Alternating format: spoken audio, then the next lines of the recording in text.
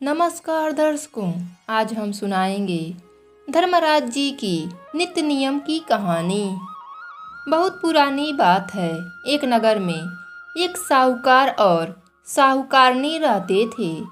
साहूकारनी को धर्मराज जी की नित्य नियम से कहानी कहने का नेम था।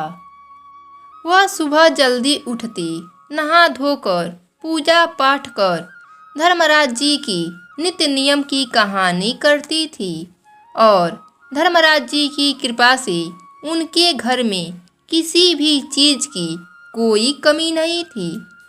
काया माया संतान सब सुख थे। एक दिन साहूकारनी की बेटी ने कहा, माँ, मैं भी नित्य नियम की कहानी कहने का नियम लूंगी। माँ ने समझाया, बेटी, तू पराये घर जाएगी, पता नहीं वहाँ तेरा नियम निभ पाए या न निभ पाए, इसलिए तू ऐसा नियम ना ले। पर बेटी मानी नहीं, उसने जिद पकड़ ली। तब माँ ने उसे भी धर्मराज जी की कहानी कहने का नियम दिलवा दिया। अब दोनों माँ बेटी नियम से धर्मराज जी की कहानी कहती और सुनती। ऐसे ही समय बीत गया। लड़की बड़ी हो गई। माँ बाप विवाह के लिए वर खोजने लगे। जहाँ भी रिश्ते की बात चलती, वह लोग एक ही बात कहते, घर गरीब हो चलेगा, पर वो हमारी बेटी का नियम निभा दें।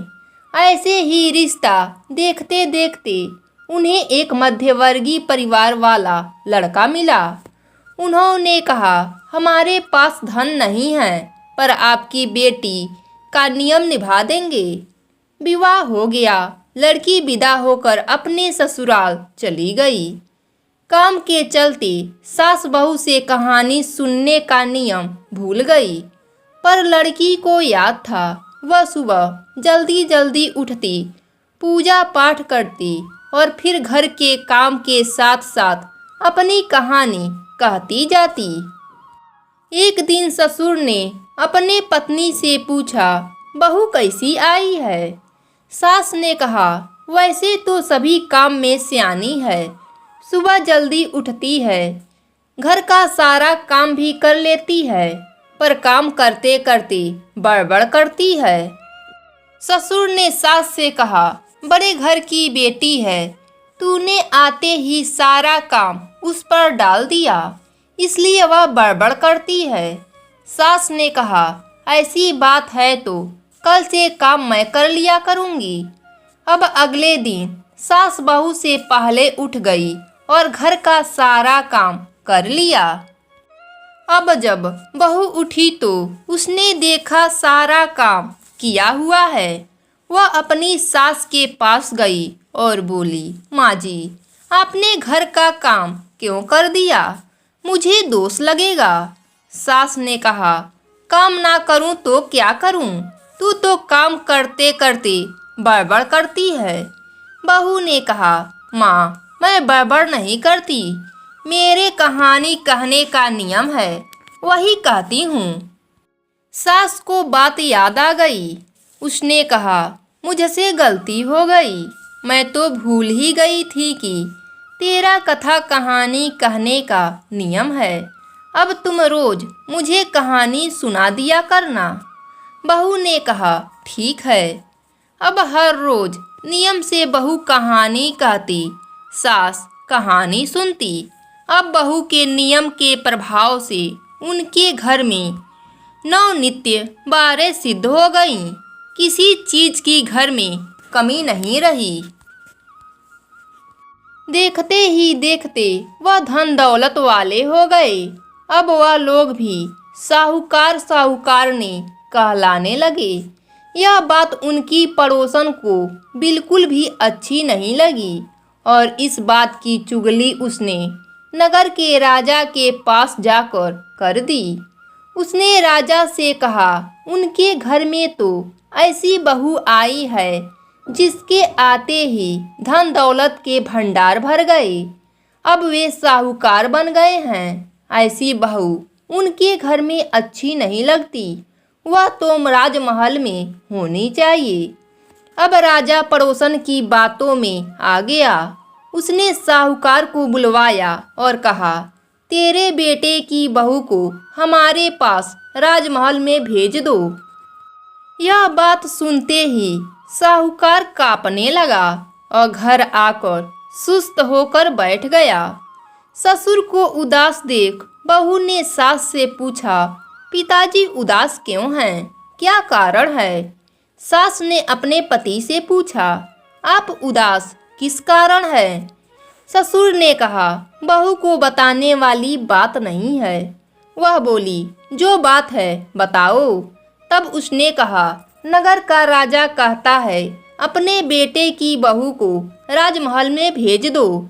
ऐसी बात सुनकर बहू बोली, पिताजी आप चिंता ना करें और राजा से कह आएं कि आज से 8वें दिन मेरी बहू आ जाएगी। साहूकार जाकर राजा से कह दिया और अपने घर वापिस आ गया। साहूकार के घर वापिस आते ही राजा के शरीर में जलन होने लगी और देखते ही देखते उसके शरीर पर कोढ़ फूट गया। राजा हैरान परेशान कि यह क्या हो गया। उसने बड़े पंडितों पुरोहितों को बुलाया और पूछा, मेरे शरीर पर क्या हो गया? तब वह बोले, हे राजन, तुमने किसी पतिव्रता स्त्री पर पाप धरा है, इस कारण ऐसा हुआ है। तब राजा ने पूछा, अब यह मेरा कोढ़ कैसे ठीक होगा? उन्होंने कहा, आप उसे अपनी धर्म की बहन बनाओ और उसके नहाए जल से नहाओ तो आपका कोढ़ ठीक हो जाएगा। पंडितों की बात सुन राजा हीरे मोतियों से भरा थाल लेकर साहूकार के घर पहुंचा और अपनी कहे की माफ़ी मांगता हुआ बोला, आपके बेटे की बहू मेरे धर्म की बहन है और उससे कह दो कि अपने नहाए हुए जल को मेरे शरीर पर डाल दे ताकि मेरा कोढ़ ठीक हो जाए। तब साहूकार ने कहा, मेरी बहू धर्म की पक्की है, वह किसी पापी का मुख नहीं देखती। जब वह सुबह स्नान करे तो आप इस नाले में खड़े हो जाना, जिससे पानी आपके ऊपर आ जाएगा और आप ठीक हो जाएंगे। अगले दिन राजा वैसा ही किया और पानी पड़ते ही राजा की काया कंचन सी हो गई। हे धर्मराज जी, जैसे आपने साहूकार के बेटे के बहू का सत रखा वैसा हमारा भी रखना। इस कथा को कहने वाले सुनने वाले सबका सत रखना। सबको रहने को घर देना, जमीन देना, जमीन की रखवाली करने वाला पुत्र देना, निरोगी काया देना, निर्धन को माया देना, पुत्रहीन को पुत्र देना, सुख शांति रिद्धि समृद्धि देना। जय हो धर्मराज जी की।